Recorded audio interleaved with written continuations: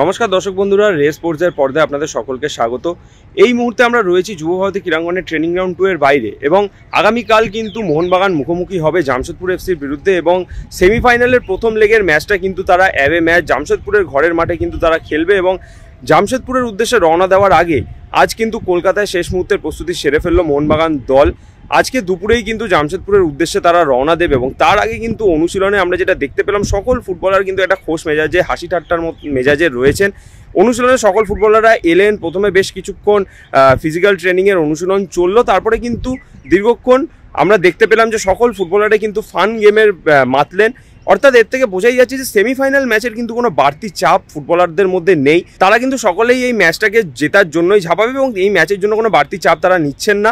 অপরদিকে প্রত্যেকটা ফুটবলার কিন্তু আজকে অনুশীলনে এসে পাসিংয়ের পর আমরা দেখতে পেলাম যে দল যখন অনুশীলন শুরু করলো, যদিও আজকে মূল অনুশীলন কিছু হয়নি, কারণ গতকালকের অনুশীলনেই কিন্তু কোচ হোসে মলিনা তিনি জামশেদপুর এফসির বিরুদ্ধে তার রণকৌশল সাজিয়ে রেখেছিলেন। আজকে শুধুমাত্র একটা হালকা অনুশীলন। এই অনুশীলনে আমরা যেটা দেখতে পেলাম বেশ কিছুক্ষণ কিন্তু ছোট ছোট পাসের ওপর কোচ হোসে মলিনা জোর দিচ্ছেন। তারপরে আমরা দেখলাম যে দুটো গোলপোস্টের নিচে দুজন গোলকিপারকে দাঁড় করিয়ে অনবরত কিন্তু তার দলের সকল ফুটবলারদেরকে নিয়ে একটা শুটিং প্র্যাকটিসের মহড়া চললো। একদম শেষের দিকে অনুশীলনে আমরা যেটা দেখতে পেলাম যে দুটো উইং থেকে কিন্তু অনবরত ক্রস ভাসানো হচ্ছে এবং সেখান থেকে কিন্তু ফুটবলাররা গোল তুলে নেওয়ার মহড়া সারছেন। যদিও ম্যাচটা অ্যাওয়ে ম্যাচ, সেমিফাইনালের প্রথম লেগের ম্যাচ, এই ম্যাচটার পর কিন্তু মোহনবাগান ঘরের মাঠেও জামশেদপুর এফসির বিরুদ্ধে খেলবে এবং এই ম্যাচটাতে কিন্তু কোচ হোসে মলিনা চাইবেন যেন তার দল একটা ভালো রেজাল্ট করে হোম ম্যাচে খেলতে আসে, কারণ এই ম্যাচ থেকে যদি মোহনবাগান দল গোল তুলে নিয়ে ম্যাচটাকে যদি জিতে ঘরের মাঠে খেলতে আসে একটা বাড়তি অ্যাডভান্টেজ কিন্তু পাবে মোহনবাগান। এরই পাশাপাশি কিন্তু আপনারা আমাদের প্রতিবেদনের আগেও দেখেছেন যে আপুইয়া এবং মনবীর সিং এই দুই গুরুত্বপূর্ণ ফুটবলার কিন্তু জাতীয় দলের শিবিরে চোট পেয়েছিলেন।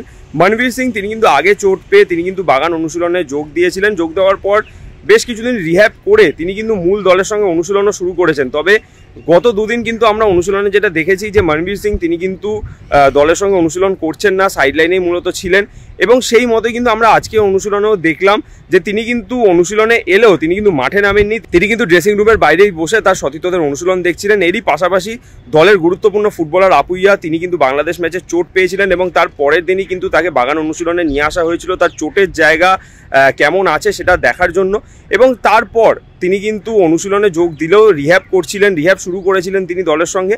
তবে গতকালও আমরা দেখেছি যে তিনি কিন্তু অনুশীলন করেননি, সেই মতে কিন্তু আজকেও আমরা দেখতে পেলাম যে আপুইয়াও কিন্তু অনুশীলনে এলেও মাঠে নামলেন না, তিনি কিন্তু মূলত ড্রেসিং রুমেই ফিজিক্যাল ট্রেনারের তত্ত্বাবধানে তার রিহ্যাব সারলেন। অর্থাৎ এর থেকে বোঝাই যাচ্ছে যে আগামী জামশেদপুর ম্যাচে এই দুই গুরুত্বপূর্ণ ফুটবলার কিন্তু বাগান দলের জন্য অনিশ্চিত। তবে তাদের জায়গায় কোচ হোসে মলিনা কাদের খেলাবেন সেটা কিন্তু এখন পুরোটাই নির্ভর করবে কোচ হোসে মলিনার উপর।